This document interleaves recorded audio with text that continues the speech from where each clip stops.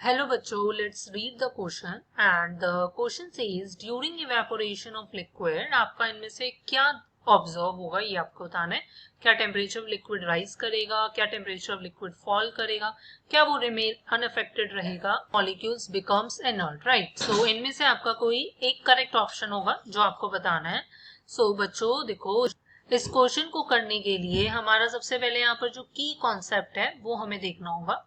सो की कॉन्सेप्ट जो है बेसिकली यहाँ पर आपका लाइक करता है कि हमारे पास बेसिकली की कॉन्सेप्ट आपका लाइक करेगा देखो काइनेटिक एनर्जी पर, राइट। काइनेटिक एनर्जी पर कैसे, देखो पहले तो आपको ये पता होना चाहिए कि काइनेटिक एनर्जी जो होती है एक फंक्शन ऑफ टेम्परेचर होती है। सो वो डायरेक्टली प्रोपोर्शनल होती है टेम्परेचर से।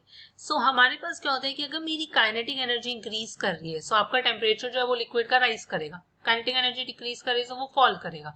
अगर काइनेटिक एनर्जी में कोई चेंज नहीं है तो वो टेम्परेचर भी आपका लिक्विड का अनअफेक्टेड रहेगा। सो की कॉन्सेप्ट यही कहते हैं कि आपको ये काइनेटिक एनर्जी पता लगानी है कि इवेपोरेशन जब हो रहा है लिक्विड का, सो काइनेटिक एनर्जी कैसे आपकी चेंज होगी। सो उसके लिए हमें आपका इवेपोरेशन का फिनोमिनन भी पता होना चाहिए। सो अगर मैं इवेपोरेशन की बात करती हूँ, सो इवेपोरेशन आपका एक टाइप ऑफ वेपराइजेशन है जो सरफेस पे टेक प्लेस करती है, जिसमें आपका लिक्विड जो है वो आपका कन्वर्ट होता है किसमें, गैसियस स्टेट में, right. It is a kind of vaporisation which take place at the surface of the liquid where liquid molecules get converted into the gaseous state, right.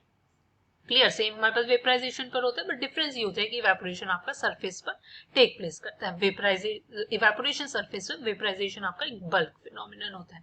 अब होता क्या है कि जब इवेपोरेशन हो रहा है किसी लिक्विड का, सो जो मॉलिक्यूल्स हमारे पास जो मॉलिक्यूल्स होते हैं, जो हाई एनर्जी मॉलिक्यूल्स होते हैं, वो सबसे पहले आपके सरफेस को लीव करते हैं, मतलब वो सबसे पहले कैसे स्टेट में कन्वर्ट होते हैं, राइट। सो जो हमारे पास मॉलिक्यूल्स होते हैं जिनकी हाई एनर्जी होती है वो सबसे पहले सरफेस को लीव करेंगे, इजंट इट, क्योंकि जितना ज्यादा एनर्जी होगी हाई, वो उतना ज्यादा क्या है कन्वर्ट होना पसंद करेंगे कैसे स्टेट में, वो उतना ही ज्यादा सरफेस को आपका बेसिकली लीव करेंगे। सो एज अ रिजल्ट आपका ये जो एवरेज काइनेटिक एनर्जी है ये आपकी क्या कर जाती है, डिक्रीज कर जाती है, राइट। सो यही तो हमें पता लगाना था।